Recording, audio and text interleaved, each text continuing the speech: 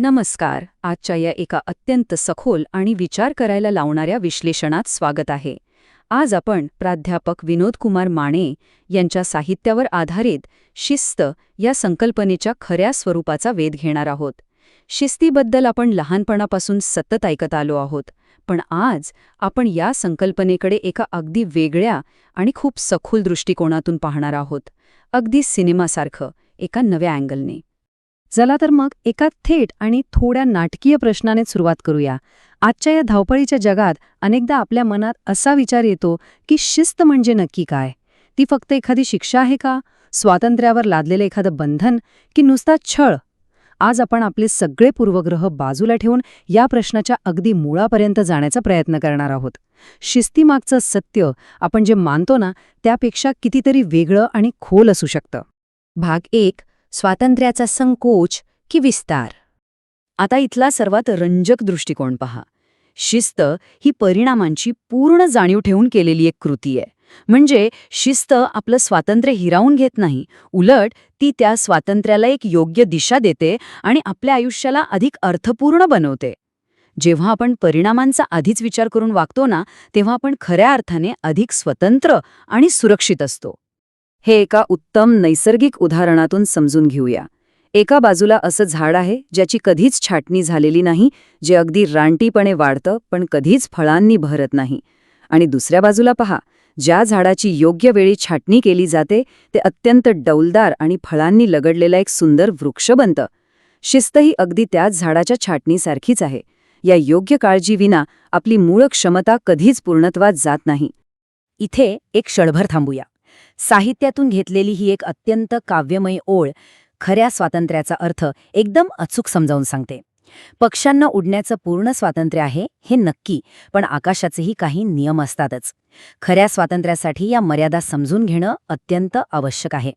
नियमांची जाण असणे म्हणजेच खऱ्या अर्थाने शिस्तबद्ध असणे. म्हणूनच इथला सर्वात महत्त्वाचा मुद्दा हा आहे की खरी शिस्त ही छडी किंवा छळवणूक अजिबात नाही. शिस्त म्हणजे एखादी चूक झाल्यावर लादलेली शिक्षा नव्हे, तर मुळात कोणतीही समस्या निर्माणच होऊ नये म्हणून घेतलेली ती एक अत्यंत महत्त्वाची खबरदारी आहे. ही खबरदारी मनातून यायला हवी आणि ती निव्वळ प्रेमातून निर्माण झालेला एक खंबीरपणा असतो. हा विचार आता आपण शिस्तीच्या एका अत्यंत काळजी घेणाऱ्या पैलूशी जोडूया. जसं एका बागेला माळीची गरज असतेच, माळी त्या बागेवर निर्बंध लादत नाही, तर तो तिची काळजी घेतो. त्या माळ्याच्या सततच्या आणि योग्य देखभालीमुळेच ती बाग तिच्या सर्वोच्च सौंदर्यापर्यंत पोहोचू शकते. अगदी तसंच शिस्त आपल्याला खऱ्या अर्थाने फुलण्यास मदत करते. भाग 2. ऊर्जेचा विधायक आणि योग्य उपयोग. साहित्यात इथे एक अत्यंत ताकदवान उदाहरण दिलंय. अनियंत्रित नदीचं पाणी कसं पूर आणून सगळं काही उद्ध्वस्त करू शकतं हे आपल्याला माहीतच आहे.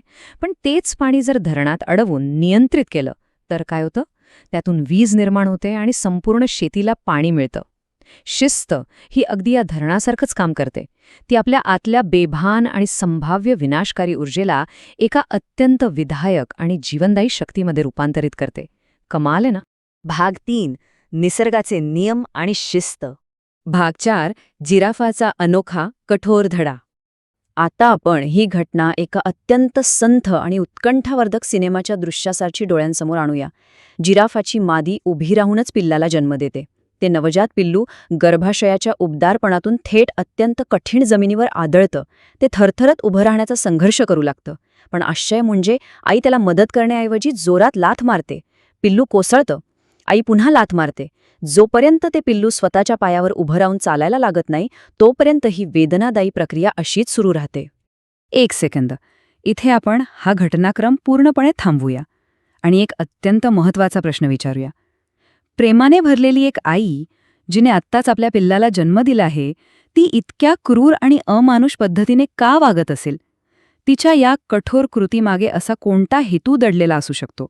या मागचं सत्य अत्यंत विदारक पण तितकंच महत्त्वाचं आहे. ती आई जाणते की या जंगली जगात जगण्यासाठी पिल्लाने तात्काळ उभं राहणं अत्यंत आवश्यक आहे. जर तिने आत्ता या क्षणी कठोरपणा दाखवला नाही, तर हे जंगल नंतर कोणतीही दया दाखवणार नाही. हिंस्र श्वापदं त्या पिल्लाला आपलं भक्ष्य बनवतील. म्हणजे तिचा तो कठोरपणा हा पिल्लाच्या संरक्षणासाठीच असतो. साहित्यातील ही अत्यंत अर्थपूर्ण ओळ हा विचार कायमचं मनात ठसवते. आईचं प्रेम, कठोरपण पण अनमोल. पिल्लाच्या भवितव्यासाठी लातही ती गोड. कधीकधी संपूर्ण कठोरपणा हाच संरक्षणात्मक प्रेमाचा सर्वोच्च प्रकार असतो. ती लाथ मारणं ही शिक्षा नसते, तर तो भविष्यासाठी दिलेला जीवदान देणारा एक कडक धडा असतो. भाग 5. पालकांची जबाबदारी आणि भविष्य. जेव्हा मुलांना अशा वातावरणात वाढवलं जातं जिथे प्रेमासोबतच योग्य मर्यादा आणि शिस्त असते, तेव्हा त्याचे परिणाम अत्यंत सकारात्मक असतात. अशा वातावरणात वाढलेली मुलं आपल्या आईवडिलांचा मनापासून आदर करायला शिकतात आणि केवळ कुटुंबातच नाही, तर मोठे झाल्यावर ती एक अत्यंत जबाबदार आणि कायद्याचे पालन करणारे नागरिक म्हणून समाजात वावरतात. 15%. आता या सर्व रूपकात्मक विचारांना आपण एका वास्तवाशी जोडून पाहूया. शिस्तीचा समाजावर नेमका काय परिणाम होतो, हे एका अत्यंत लक्षवेधी आकडेवारीतून स्पष्ट होतं. इथे एडगर हूवर यांचं एक निरीक्षण मांडलं आहे. त्यांच्या मते जर खरोखरच घरोघरी योग्य शिस्तीचं पालन केलं गेलं तर समाजातील तरुणांमधील गैरवर्तणूक तब्बल 15% कमी होऊ शकते. हा आकडा घरात नियम स्थापित करण्याच्या आणि समाजावर होणाऱ्या त्याच्या मोजता येण्याजोग्या प्रभावावर प्रकाश टाकतो. साहित्य या गोष्टीवर खूप जोर देतं की मुलांच्या तात्पुरत्या रागाला किंवा नाराजीला घाबरून चांगले पालक कधीच शिस्त लावायचं सोडत नाहीत. त्यांना माहीत असतं की ही आजची थोडी नाराजी सहन केली तरच मुलांच्या सुरक्षित आणि उज्ज्वल भविष्याची भक्कम पायाभरणी होऊ शकते. दीर्घकालीन भवितव्य हे नेहमीच सर्वात प्राधान्याचं असतं, नाही का? भाग 6. शिस्त कडू असली तरी अमृतासमान. लेखकाचा अंतिम सिद्धांत अगदी स्पष्ट आहे. शिस्त ही सुरुवातीला एखाद्या कडू औषधासारखी वाटू शकते.